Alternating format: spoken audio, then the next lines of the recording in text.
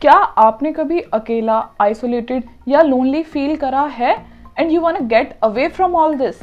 Then real world में हमारी अर्थ पर एक ऐसी जगह है पैसिफिक ओशियन में जहां पर कोई भी ह्यूमन लाइफ एग्जिस्ट नहीं करती, जो कि बहुत दूर है लैंड मासेस से। उसे बोलते हैं द ओशियनिक पॉइंट ऑफ इनएसेसिबिलिटी, जिसे हमारे साइंटिस्ट ने नाम दिया है पॉइंट नीमो। इसका नाम ही हमें बताता है इस प्लेस के बारे में, Nemo, which means no one in Latin.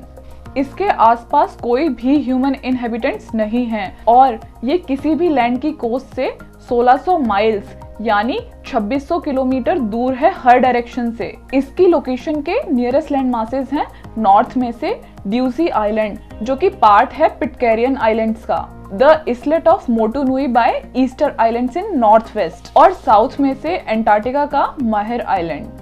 तो चलिए जानते हैं पॉइंट नीमो से जुड़ी और इंटरेस्टिंग बातें। पॉइंट नीमो, जो कि साउथ पैसिफिक ओशियन में है, ये 34 टाइम्स बड़ा है फ्रांस से। ये ओशियन के बीचों बीच एक ऐसी जगह है जिसका नाम पड़ा कैप्टन नीमो के नाम पर, जो कि मेन कैरेक्टर है 20,000 leagues under the sea novel का, जिसके ऑथर हैं जूल्स वर्न्स। इवन जिस इंसान ने इसको डिस्कवर करा वो भी कभी वहां नहीं गया।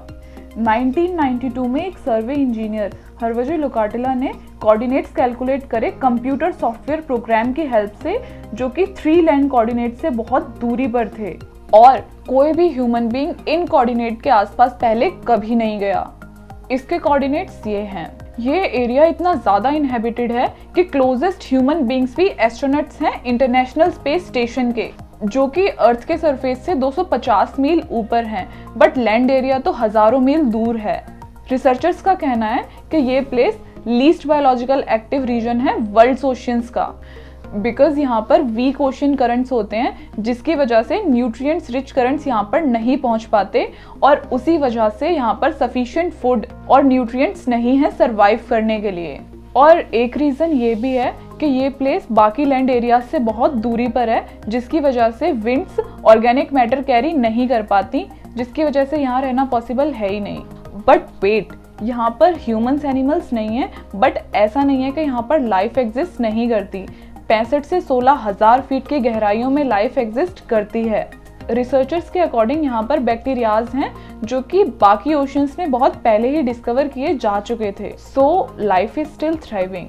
पॉइंट नीमो है सदर्न एंड पर पैसिफिक के, जहाँ पर एक सबमरीन लाइन है वॉल्केनिक एक्टिविटी की, जो फैली हुई है गल्फ ऑफ कैलिफोर्निया तक। यहाँ पर Pacific and Nazca tectonic plates की बाउंड्रीज हैं जो कि एक दूसरे से मूव कर रही हैं, जिसकी वजह से इन प्लेट्स के गैप्स के बीच में से मैग्मा इरप्ट होता है और क्रिएट करता है वहाँ पर हाइड्रोथर्मल वेंट्स, जिसमें से बहुत सारे केमिकल्स रिलीज होते हैं और इन्हीं केमिकल्स की वजह से वहाँ पर बैक्टीरिया सर्वाइव कर पाते हैं। 2005 में यहाँ पर और क्रीचर्स मिले, जैसे कि येती क्रैब, जिनका नाम उनकी हेयरी अपीयरेंस की वजह से रखा गया था। ये क्रैब्स इन बैक्टीरियाज के कारण ही जिंदा हैं वहाँ पर।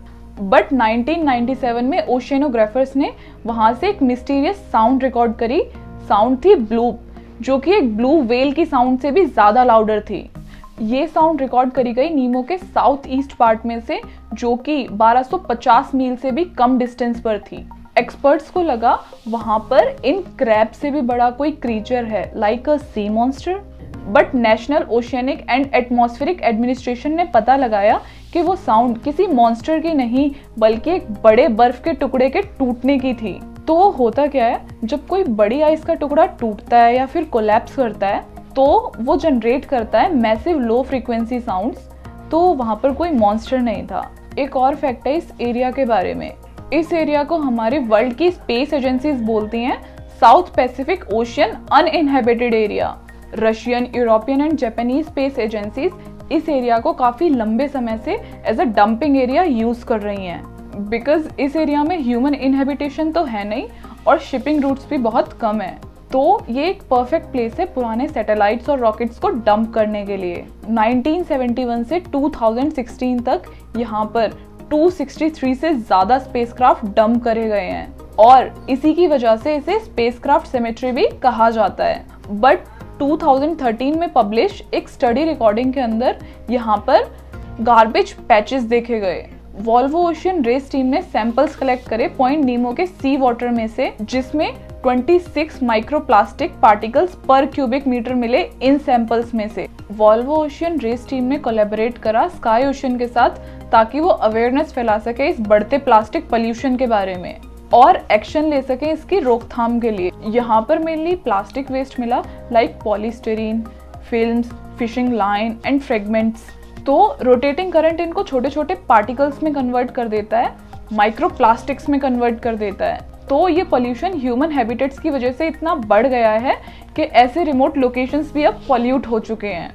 तो अब भी बहुत कुछ डिस्कवर होना बाकी है इसकी गहराइयों में, बट इसकी रिमोटनेस इसको एक चैलेंजिंग डेस्टिनेशन बनाती है रिसर्च के लिए। पॉइंट नीमो के बारे में अभी बहुत ज़्यादा स्टडी की नहीं गई है, तो अभी ज़्यादा कुछ इसके बारे में पता नहीं लग पाया है। आई होप आपको आज की वीडियो अच्छी लगी होगी, हमें कमेंट सेक्शन में ज़रूर बताएं।